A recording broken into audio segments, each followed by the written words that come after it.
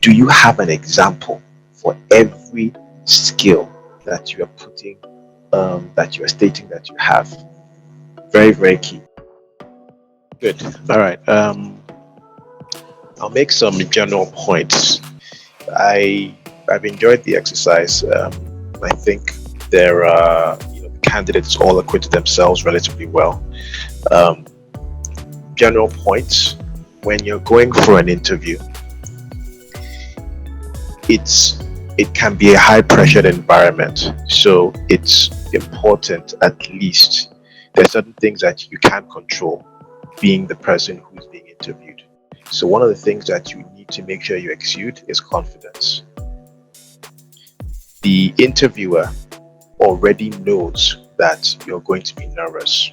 That's going to be a natural thing. However, you shouldn't allow your nervousness to overshadow your performance. So you have to find a way to exude confidence, not arrogance, but confidence. And what breeds confidence? Knowing what you are good at, knowing your skills, knowing your story, knowing what you're going for, and knowing what you want. So, as an interviewer, I'm looking for somebody who has done their research. You want to join an organization, you need to know about that organization. You need to know what that organization stands for, what their ethos is, what where they're looking to go, and then you need to know where you can help that organization achieve the organization's goals.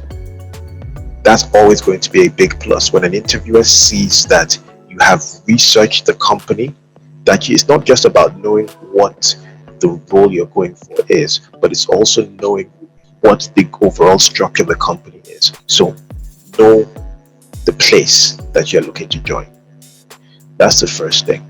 The second thing is to know what it is that you bring to the table. So typically, I didn't have anybody's CV in front of me, so I was asking questions blind.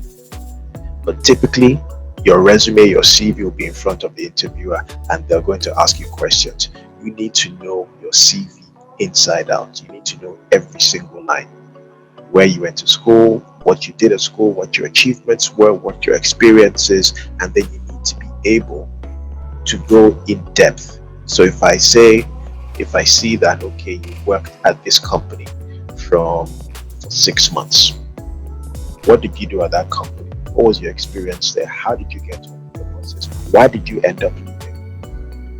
Was it you that left, or was it they that wanted to let you go? So you need to know all the stories behind every single point in your CV. So that was pretty good. Things that you can improve on. When I asked you to tell me about yourself, so it's you have to be very, very wary of open-ended questions.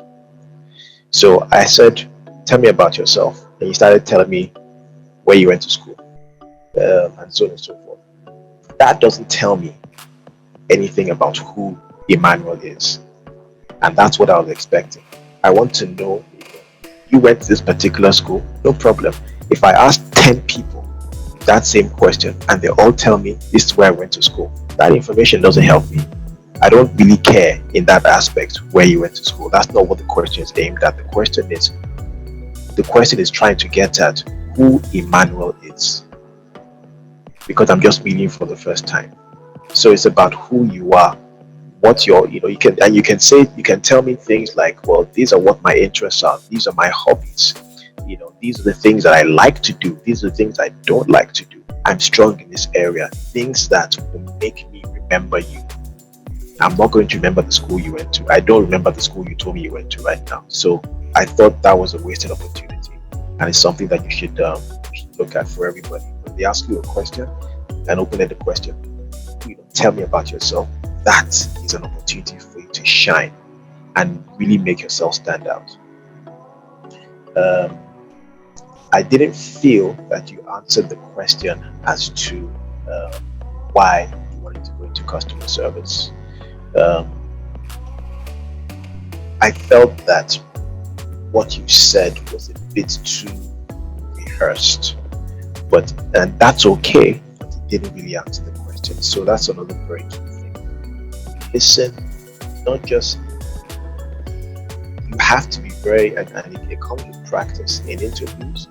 When you ask a question, you need to think about what it is that the interviewer is trying to get out of you, what information they're trying to get out of you. And you shouldn't necessarily just have a one-size-fits-all answer. They ask me this and I say this. So there's got to be a little bit of, you've got to be able to think on your feet in an interview. So that's very key. With quite a few of you, when I was in, I threw questions at you that you may not necessarily expect to get the answer to. So with Samson, I made the point about why is he not out there protesting. Now, protesting has nothing to do with the job that Samson came for. Okay, he wants to go for a kitchen role, and I'm asking him about protesting. So people will do that at interviews. And what I was trying to get at there, I was trying to see how Samson thinks under pressure. So it's not so much about the answer you give when people throw you a question that you didn't expect to get. The issue is, how do you react under pressure? That will tell me a lot more about you personally than the actual answer you give. And the only way that you are able to perform properly under pressure is to practice being under pressure. So again, more interviewing practice is going to be needed to get used to having people throw things at you that you didn't expect. And the key thing there is to, if you don't know the answer, it's okay to say you don't know. But it's not okay to say you don't know when I'm asking you what your opinion is on something. It's better to say something in that respect, even if it doesn't make sense. And the key thing there is, at least you have to, if someone did that to me, first thing I would do is, okay, take a deep breath, calm down, think it through, answer the question. And if I don't know, then I'll say I don't. There's no shame in stating that you don't understand an issue or a topic, or you don't know the answer to the question.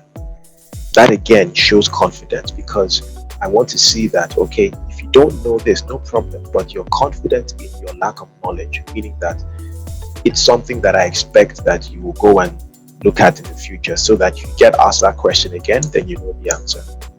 So Samson, that was the biggest thing that I thought. You didn't show confidence, and that's something I think you need to. Fumilola, moving on to her. I thought you were confident. I liked that. You showed that you learned from your past experiences, which was good. Now, it's almost a wicked question when people ask you what your weaknesses are, because I'm essentially asking you something that I can use against you, which is why I kept you on that topic for a while, because I wanted to keep pushing and pushing and pushing. So this goes for everybody on this call. You need to be aware of this question. If someone asks you what your weaknesses are, you have to avoid telling me that your weakness is something that's going to affect your ability to do this particular role. Very, very key, because I will just keep on at it, keep on digging. And unless you're very, very rehearsed at this, you're going to make a mistake. So everybody on the call should, after this call, think about that question. If I get asked that question, what is my weakness? I'm not saying you should lie, but think of a story maybe that exemplifies your weakness and how that weakness is being overcome. Because at the end of the strength, that's that weakness is strength. But I think she acquitted herself well, showing me that she learned from her experience, and that negative energy is more about when she deals with people on an interpersonal level, as opposed to on a professional level, dealing with customers. But at the same time, that also means that your weakness can be exploited by the people you work with, your colleagues, because you're having interpersonal relationships with them as well. So that could also affect your ability to do your job, because with any organization, like I said before, it's about teamwork. So that's something that needs to be worked on. When you come out and you say that, when you come out and you say something that I have excellent personal skills, no problem. I'm going to drill you. You show me how and why those particular skills are excellent in your opinion. To be fair to her, she gave me a good example, and that goes back to the point I made earlier. You need to know your CV inside out. So when you're listing your skills, you say you got good interpersonal skills. Well, okay, fine. Give me a story. Do you have an example for every skill that you are putting, that you are stating that you have? Very, very key. Because if you can't give me an example, then then I'm going to be inclined to think that, well, you don't really have that skill to begin with. So to her credit, she gave me an example, and that was satisfactory. So I thought her answers were good. I thought she exuded confidence as well. So that was a good interview. So that's my feedback to everybody. Again, well done. I think you're all on the right track. There are things that some of you need to work on, but I think with practice, you'll definitely all get there.